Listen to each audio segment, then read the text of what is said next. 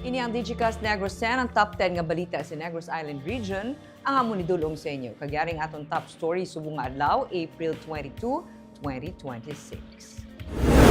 289 kapumuluyo na wadaan sa balay sa sunog nga nagluntad sa Barangay 14 sa Bacolod. Napabayaan nga electric fan, ginatudlo nga ginhalinan sang sunog. Founder sang company nga ginasiling isa ka investment scam, patay sa pagpaniro sa hinigaran. 13 ka persona lakip na siyam ka Chinese nationals arestado sa pag-usisa sa pulis sa pabrika nga nagapanghimo sang piki nga sigarilyo. Pag-asa nagpagwa sang El Niño alert. Kag sa good vibes, paghiwat sang FIBA Under-18 Women's Category kag Batang Pinoy 2026 sa syudad, ginahandaan na sang Bacolod. Inatanan sa Digicast Negros X.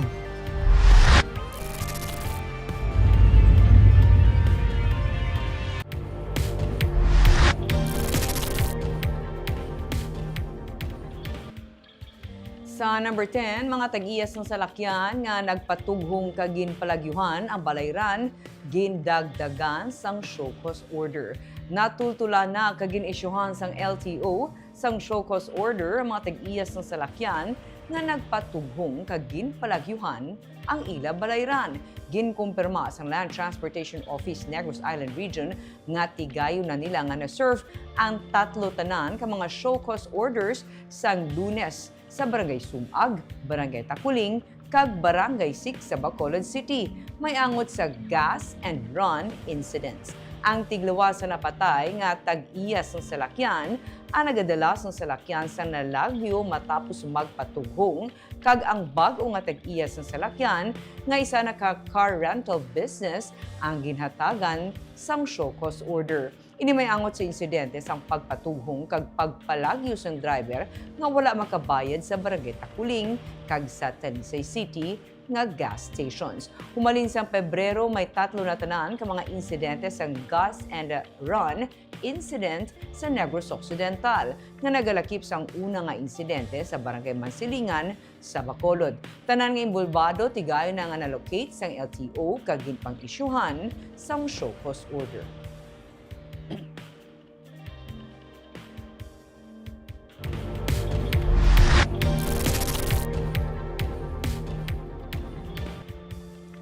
Sa number 9, pag-asa nagpagwa na sang El Niño alert. Nag-anunsyo na ang DOST pag-asa nga halin sa ENSO alert and warning system kunang pagbalik sang klima nga nagalakip sang pagkambyo sang temperatura sang kadagatan sa Central and Eastern Tropical Pacific Ocean karon isa na ini ka El Niño alert. Buot silingon, mas mataas ang tsansa sa pag-develop sini sa masunod nga mga bulan padulong sa unang nga binulan sang 2027. Magadala ini sa mas mainit nga klima kag pagbagtik sang duta sa pila ka nagkalain-lain nga mga lugar sa Pilipinas. Nalakip man sa warning ang mas madamol nga pag-ulan sa tion sang habagat season.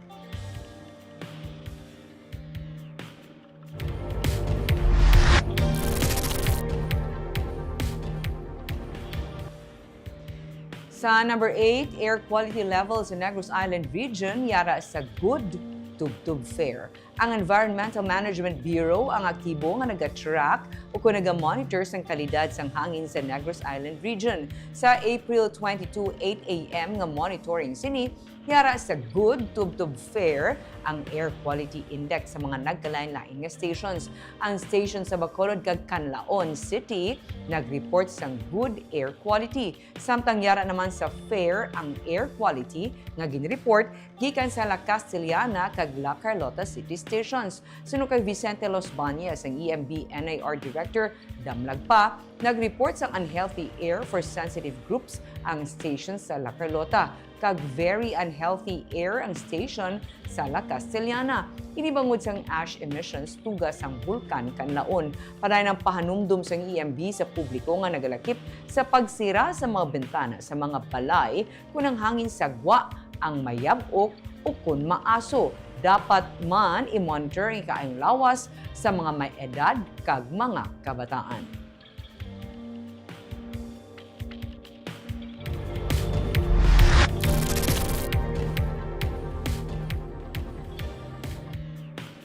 Sa number 7, Bacolod nagpatukod sang hotline para sa mga water supply related concerns.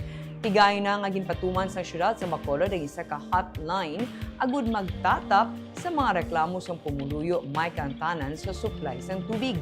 Ginsiling ni Mayor Greg Casataya nga bangod sa kadamuon sang reklamo nga napadangat sa nga publiko sa Basiwa Prime Water, ang hotline magabulig tipon sa mga concerns agud nagibaluan ang nagakaigo nga tikang sa paglubad sang kakulang sa tubig. Padayon man ang pag-monitor sa syudad sa epekto sa malawig na nga dry spell. Nakigsapol sa liwat ang alkalde sa tiglawas ng Basiwa Prime Water Martes nga adlaw. Sanig sa ilang report, ang 87 million liters per day nila nga supply nagligad ng mga inadlaw ang nagsaka na sa 89 million liters per day. Ini ang manubo sa gihapon ikumpara sa 100 million liters per day nila nga supply antes nag-abot ang tig-ilinit. Suno kay Gasataya, may iba na nga mga barangay sa norte nga bahin sa syudad ang may supply na sa tubig apang mahinay lamang ang pressure sini. Ginahulat pa sa syudad nga maghatag sang assessment ang Basiwa Prime Water sa mga high-risk nga area nga nagakinahanglan sang water rationing. Preparado naman ang 21 ka mga water tankers sa syudad agud maglibot sa mga pinakaapektado nga mga area. Para sa mga concern may kantanan sa supply sa tubig, mahimo nga mag-text o kung magtawag sa 0930-047-8289. This week, pagi natingwa pagid sila nga makadugang pagid bisan 2 MLD no para mag kahit papano atong areas nga zero gid ang supply may tubig na. Although pressure that's the issue gid na ginalagtaw sa Kalabagan.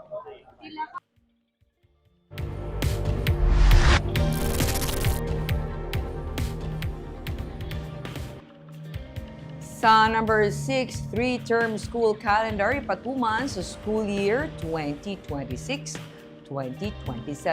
Sa bagong school year ipatuman na sa Department of Education ang 3-term school calendar. Sa June 8, magabukas ang klase para sa bagong school year. Sunod sa DepEd, gikan sa sadto anay 4 grading period, mangin 3 terms na lamang. Tuyo sinisunod kay Almir Cesar de Quinia, ang spokesperson sa DepEd NAR, na hindi ma-interrupt o kung mangintayuyon ang contact time sa mga estudyante kag hindi maisturbo sa mga extra kag co-curricular activities. Sunod kay de Quinia, may yaras ng set of activities nga ipatuman para sa end-of-term block. Sa 3-term school calendar, pareho sa gihapon ang kadamuon sa school days kag amo sa gihapon ang mga competencies.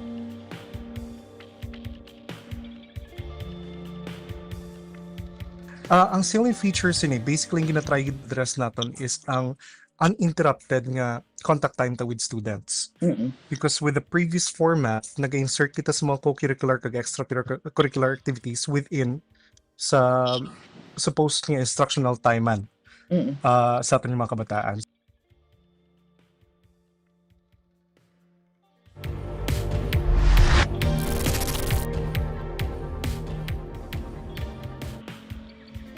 Sa number 5, nagsugod na sunod sa Land Transportation Franchising and Regulatory Board ang pag-release sang 5,000 pesos nga fuel subsidy para sa mga driver sang de-pasahero nga jeep.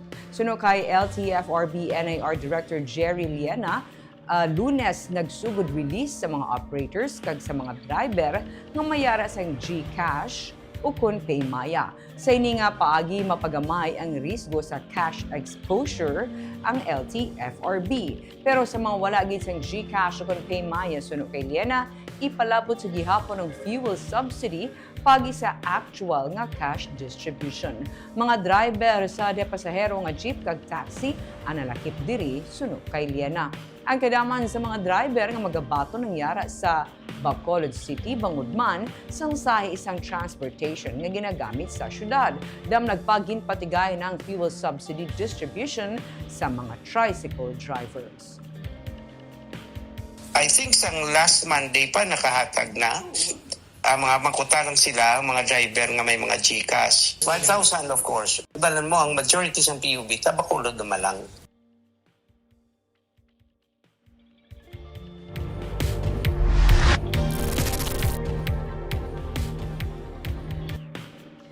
Sa number 4, founders ng kumpanya nga ginasiling isa ka investment scam patay sa pagpaniro sa hinigaran. Dead on arrival sa ospital ang isa sa mga founders ang RGS Global Marketing na ginakabig isa ka investment scam matapos siya ang gintiro sa Lopezana Street, Barangay 2, Poblasyon sa Banwa sa Hinigaran pasado las 7 sang gabi Martes, Abril 21. Nagainom-inom sa Tiangge ang biktima nga si alias Henji, 40 anyos, upod ang kagawad nga si alias Novem. Sang magpalapit ang gunman kagintiro sa ulo si Henji. Naigo naman sa stray bullet ang kagawad sa iya na walang kamot kag karon ginabulong sa Hinigaran Medical Clinic. Na-recover sa crime scene ang duha ka empty shells sang 9mm kag isa ka deformed fire bullet. Padayon karon ang pursuit sa kapulisan agud makilalaan ang nakapalagyo nga gunman. Si Henji ang nakaagi dakop sadtong Agosto 25, 2022 sa kaso nga syndicated estafa matapos ginserbe ang warrant of arrest batok sa iya. Pagkabitalantaw na ito, isa ka anggulo, isang pag-scam niya lamang or mapita sa previous case niya. Nga aga ni sir, nakagwa siya sir, although nga gindakop siya. Di sa investigation, nag-file lang sa kaso, syndicated estafa.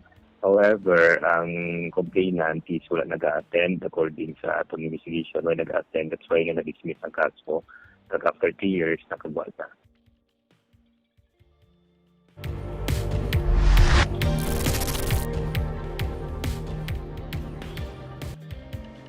Sa number 3, 13 ka persona nakip na siyam ka Chinese nationals arestado sa pag-usisa sa pulis sa pabrika nga nagapanghimo sang peke nga sigarilyo.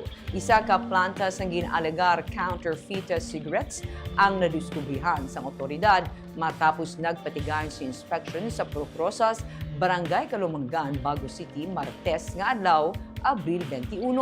Didto kag nadakpan ang siyam ka mga Chinese nationals kag 4 ka mga Pinoy, samtang may isa pagid ka Chinese national ang at large. Ang nasambit nga operation ginpangunahan sa katapos ang Police Regional Office Negros Island Region, Regional Intelligence Division sa bulig sang Business Permits and Licensing Office. Nakita sa warehouse nga nagaserve bilang pabrika sang smuggled cigarettes ang 3 ka loader machines, 3 ka packaging machines kag nanarisari nga paraphernalia nga amo ang ginagamit sa paghimo sang illegal nga sigarilyo.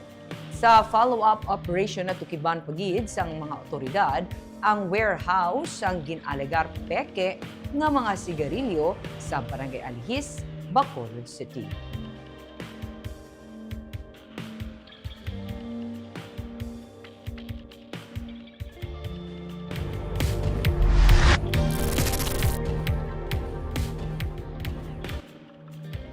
Sa number 2, writers ang paghimutad Negros Island Alternative Media nalakip sa 19 nga napatay sa encounter sa Tubuso. Isa sa 19 nga napatay sa enkwentro sa tunga sa New People's Army kag 79th Infantry Battalion sa Barangay Salamanca, amo ang Bacolod noon nga si RJ Nicole Ledesma, writer sa paghimutad Negros Island Alternative Media. Gina-identify kag gin-claim sa iya pamilya ang bangkay ni Ledesma nga yara sa funeral parlor sa Tubuso kahapon Martes, Abril 21. Sa isa ka pahayag ginakasubo sang Alter Media Network ang pagpatay sa ilang nga kaupod nga si Ledesma. Nagaserve writer kag editor sa nga paghimutad Negros kag regional coordinator sang Alter Media sa Negros Island. Suna sa Alter Media, yara siya sa area para sa community work kag immersion reporting sa epekto sang renewable energy projects. Ang 30 anyos nga si Ledesma, taga Villamonte sa Bacolod, kag nagtapos sa kurso nga Bachelor of Science in Psychology sa University of St. Lasal, Bacolod, kung sa diin siya man ang naging editor-in-chief sang students' publication na The Spectrum sa 2017 tubtub 2018. Siya ang 7th nominee sa Kabataan Party List. Nagapati ang human rights advocate Negros nga isa ka sibilyan si Ledesma kag hindi rebelde. Ginsiling ni Felipe Ipe Helie sa nga HRA Negros, nagligad pa nila gina-contact si Ledesma bangod may gusto siya nga i-expose angot sa kahimtangan sang solar nga renewable energy project kundi gina-convert sa solar farm ang mga asyenda kag gina-displace ang mga mangunguma kag mamumugon sa kampo. Iban sa ila ginapasakaan sang kaso para mapahalin sa obra. Nagkapatikayon sa research, documentation, sa mga cases, sa mga rights abuses, sila binigit sa ating mga sugar workers. Nga affected sining mga dalagkuan na projects sa renewable energy pero sa tubuso kag Calatrava.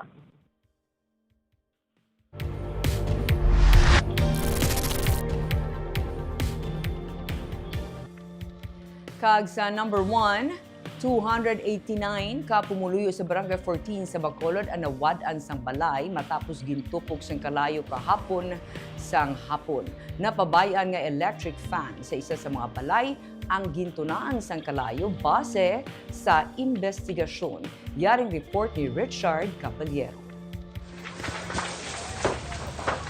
Pasado las 3 Martes ang hapon, sang nagluntad ang sunog nga nagtupok sang 32 ka mga balay sa Purok Ramon Magsaysay Dawis, Barangay 14 sa Bacolod. 22 diri ang naupos gid sa kalayo, samtang pulo naman ang partially damaged. Electrical ignition bangod sa napabayaan nga nakasaksak nga electric fan ang suno sa Bureau of Fire Protection gintunaan sang kalayo. Bangod sa kabudlayan sang BFP kag mga fire volunteers nga makasulod sa apektado nga area, nagbinunigay na ang mga residente sa pagpalong sang kalayo.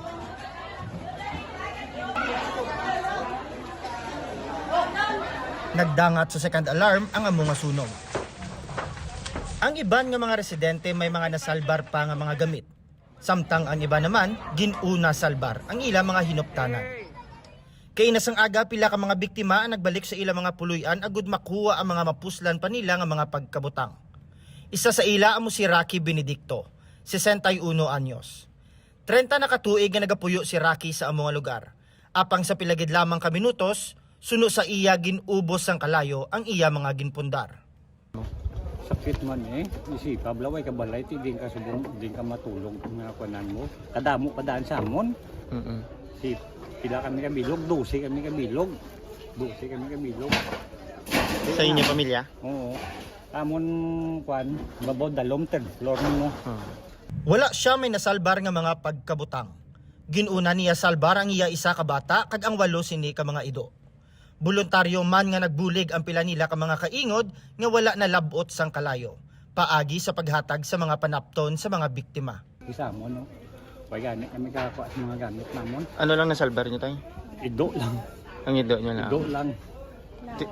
Lawas lang namon. Kabataan, mga Lawas tigulang. lang. Mga pila ka bata ang arasin niyo balay nga nakuha. Lang isa man ding bata ya namon, laki. Oh, ang ido yun. Ang ido anong kabilog, walo kabilog. Tanan sila na Na solbar namon. Ang mga pagkabutang namon niya wala ko. May porsyon pa sang balay sang iloy ni Rosalie Sionson nga ila nakita sang aga nga nagakalayo pa. Gilayon Manila ini nga ginpalo. Tuman ang kasubo ni Rosalie, samtang iya ginalantaw nga wala nabilin ang balay nga iya gindak-an. Ang importante suno sa iya, nasalbar nila ang 82 anyos nila nga iloy nga halos hindi na makalakat. Subuin, sa nog lang wala na mo balay. Dili ka nagdako, makita mo muna nila sitwasyon. Nakinanglan na sila sa bulig, sa ila lang, sa iya maintenance. Kaya nga, wala din sila bilin mo lang. As in, ang bitbit nila, ila lang bidya nga kaugalingon. Kaya ano ang nagwa sila, mula ng ilang mabitbit. Temporaryo nga ginahimo sang syudad nga evacuation site ang Education and Training Center School 3. Kapin sa 71 ka pamilya o 289 ka individual ang apektado. Nagpasalig naman si Mayor Greg Gasataya sa mga biktima nga magahatag ang syudad sa bulig pinansyal sa ila. 15,000 pesos ang pagabatunon sa tag-iya sa balay nga totally damaged. 10,000 naman kung partially damaged. Maghatag man sang tig 5,000 ang syudad para sa mga sharers kag renters. Kung mahingagaw sang barangay at tanan nga mga documentary requirements kag buligan man sang DSSD, we're looking at the latest siguro early next week maka-release naman kami sang financial assistance sila. So totally damaged, it's 15,000.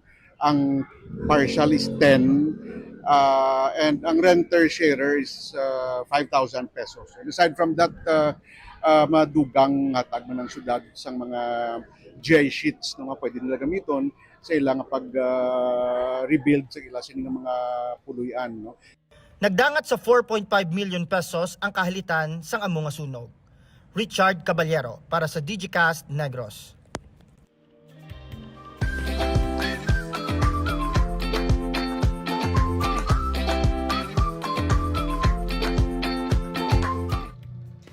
Sa Good Vibes, paghiwat sang FIBA Under-18 Women's Category kag Batang Pinoy 2026 sa syudad, ginahandaan na sa Bacolod. Matapos nga nangin madinalag-on ang pag-host ng Bacolod City sa pinakaunang nga Negros Island Athletic Association na meet, may duha naman ka mga dalagong sport events ang hiwaton sa syudad. Ini ang FIBA Under-18 Women's Qualifier Cup sa Hunyo 2, Tubtuba 8, kag Batang Pinoy 2026 sa Disyembre 12, Tubtub 13 sining nga tuig. Ginsiling ni Attorney Mark Steven Mayo, ang City Administrator, nga makapila na ka beses nga nagbalik ang samahan ng mga basketball players sa Pilipinas agud magtan-aw sa mga venue sa syudad. Ginkasugtan nga magasambuwa ang anom ka mga teams gikan na sa Southeast Asia sa Sky Hall sang National University, Bacolod, kag Gymnasium sang STI West Negros. Dugang niya, ang syudad na magahatag sang tanan nga logistics sa amo nga kompetisyon. Apang biliting ang iya na sang tagsa ka mga nasyon. Samtang ginkumpirmar liwat ni Bacolod City Mayor Greg Gasataya nga ang Bacolod ang mag-host sang palaabuton nga Batang Pinoy 2026. Mayara sang ginatunaan nga pagsulundan ng Sports Commission sa amo nga kompetisyon. Imbes nga 18 ang maximum age sa mga atleta, posible nga ipapanaog ini sa 15 years old. Sa karon, padayon ang paghanda sa syudad sa amo nga mga sport events. Suno sa alkalde, ining isa man ka pamatuod nga nagadako ng sport industry sa syudad sa Bacolod. Preparations-wise, we are in constant communication with the Philippine Sports Commission, kay Chairman Gregorio. No? At the same time, ang sa FIBA U18, may meeting man kami today no? Sa pinapagid ka mga kinanglanon nga i-plastar before the tournament. I'll get the final, but I think they will lower it down. Sa una daw, 18 ang age bracket they're proposing 15. Damo nang i-propose himon rather sang Philippine Sports Commission, but we'll await nga sila ang mag-announce. But so far that amo nga mga discussions.